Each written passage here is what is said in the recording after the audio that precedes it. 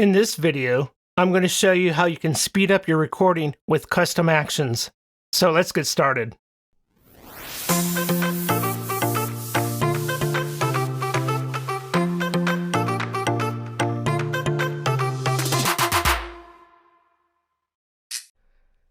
An action in Reaper is really just any command. So if I tell it to record, that's an action. If I tell it to turn off this effect, that's an action.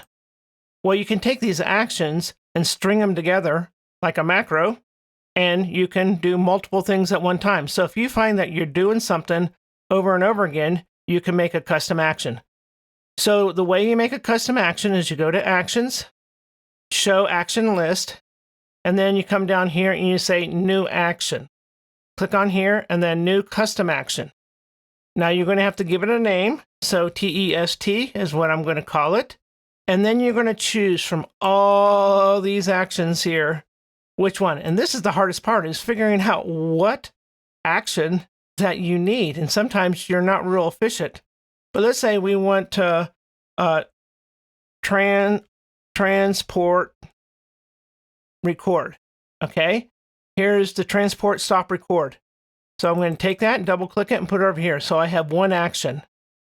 Now I'm going to say save project. Okay, save all projects. So I'm going to save this project. So it went there. So what it's going to do is start recording, and then it's going to save the project. I click OK, and now I can assign a shortcut to it. So I say add, and I'm going to add 0. Sometimes they'll say that's already assigned to something and you have to reassign it, or you just overwrite that. So I hit OK. Now I close this, and now when I hit my 0, it starts recording and it's saved. Okay, you can't see it saving, but that's what it did.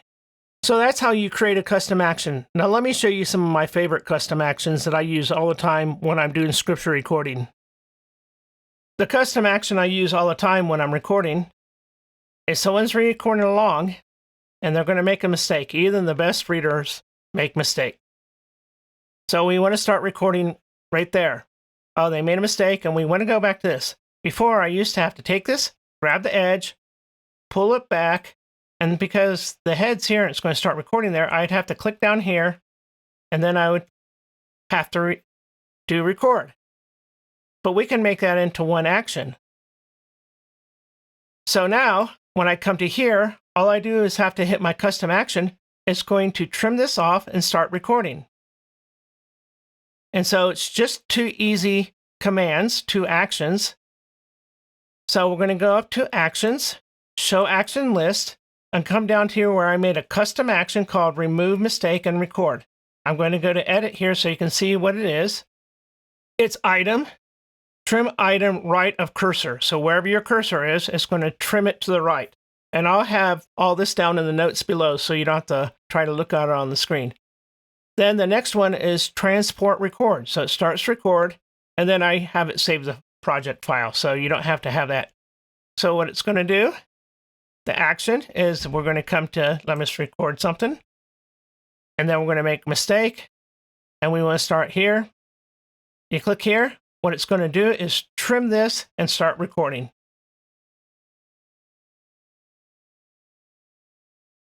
The next custom action is to redo a mistake.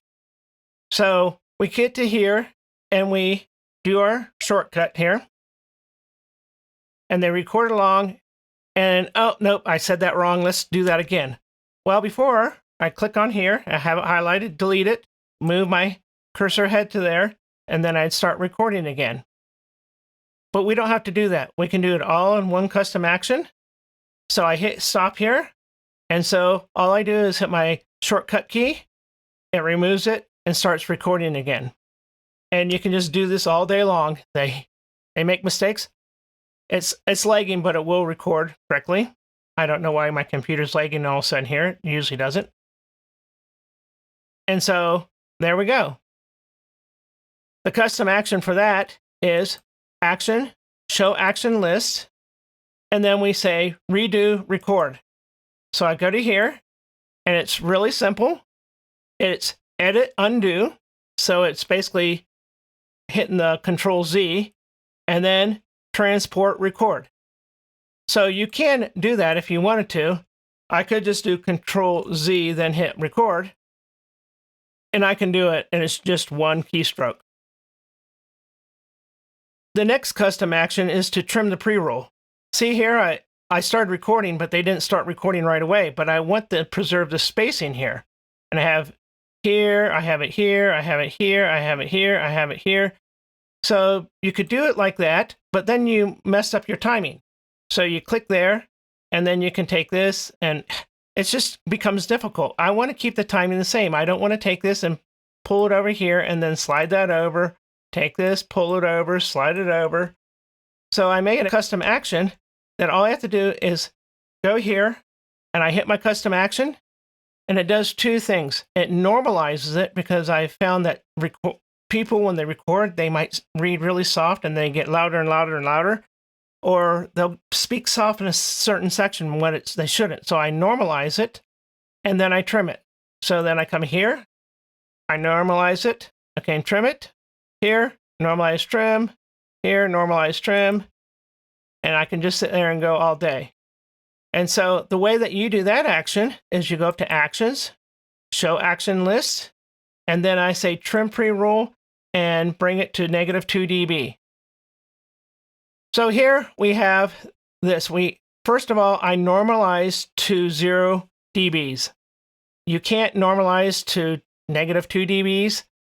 You could with a Lua script, but I just make it go to 0 dBs. Then it says nudge item volume down -1 dB, and I do it again, so it basically brings it down 2 dBs. Then I trim the item left of cursor, and it'll basically take everything to the left of it and delete it, and because I have ripple editing on, it moves it over. Then I save the project. So you have those there, and you can just clean them all up. So say I want to clean up here, I can sit here, I hit my key, and it trims it and cleans it up. The next custom action I use when I'm doing post-production, when we're proofing it and listening back, and say that, in between a word, that there was a really big breath that the noise did not get out. And when I'm listening back, I hear that big breath and I want to get rid of it. But as they are proofing it here, the next custom action I use when I'm going to pull the volume down. So I don't want to stop, and say, oh, I have to remove that. And I go back and then I go in here and I split and I trim and like that. Okay, now let's go back. Where were we? No, I just keep on letting it roll, and I do the editing while they're listening to it. So as it's going along, and say that, in between a word, okay, I hear that breath and I want to remove it. I click on the item, I highlight here, and I hit my shortcut, and it muted it. And so you can go through and remove things like that, or, you could, manually do it, but I like just being able to mute it. And also I can see that I've muted that there, because if there's a space, I kind of wonder why there's a space. So that custom action is real simple. You go up to Actions, Show Actions. Then you go to Mute Selection. You go to Edit Action. And then, remember, we first had to select the item and then highlight the area we wanted to mute, because it takes it and splits item at time selection. So I had a time selection there when I highlighted. It splits that out, okay, splits that out.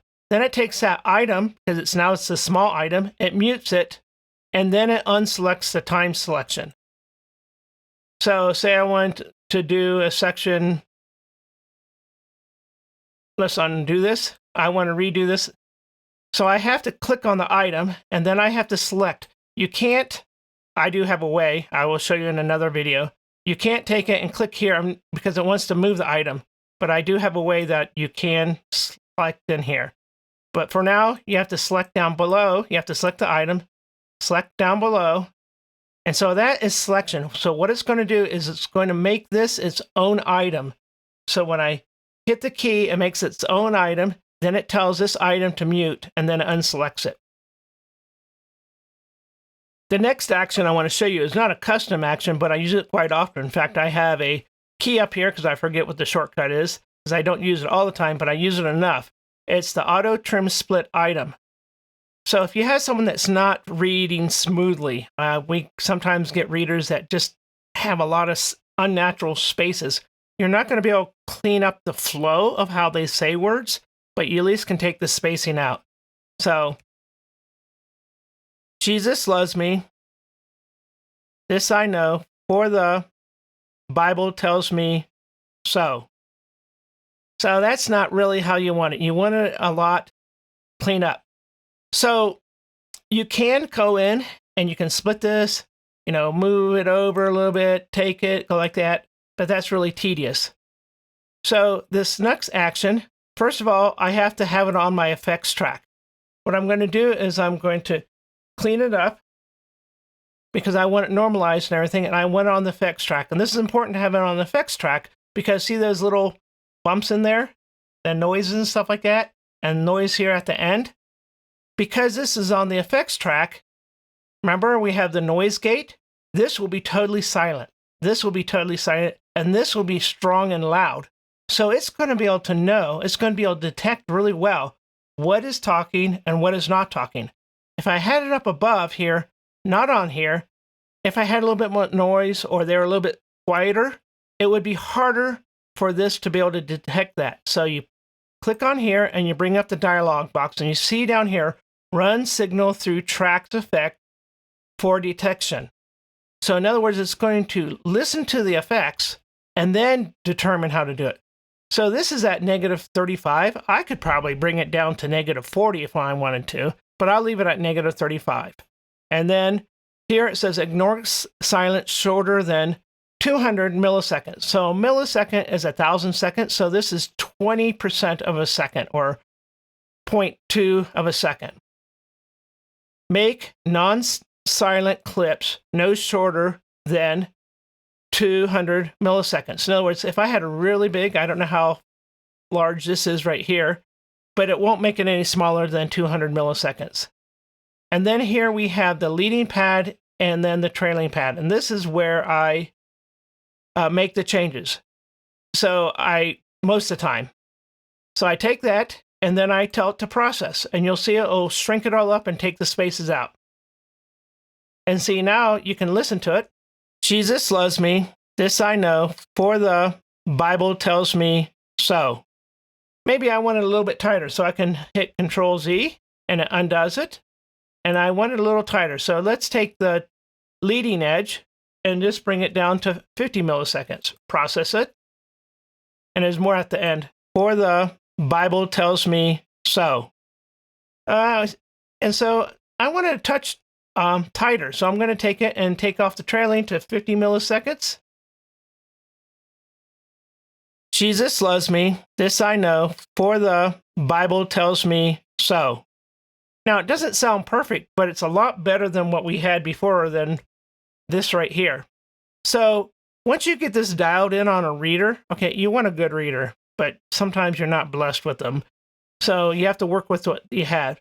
So you take it, and these are individual units too. So if something's a little tight, you can take it and move it, and add spacing. Or if you want to, you can make it a little bit closer if you feel like that little spot needs to be a little closer, but not everything. So it takes out a lot of that manual work that you did. Now, my coworker likes to just record everything on one track. He just basically has one track, and he might have another track for another person. And we'll get into that later on about having more tracks for people. But I like to move things down because a lot of times I'll have really a lot of these, and I don't know which ones I've trimmed the pre-roll on. And remember, I showed you that I clicked here, then I hit my key, and then I would have to manually move it down. Well, if you know me, I'm too lazy to do that. I can just take this and I can just double click on it and it does everything for me. It's cleaning it up, normalizing, and it's actually moving it down. I just want to show you that it's possible, and that will be another video, how you can do that. So stay tuned.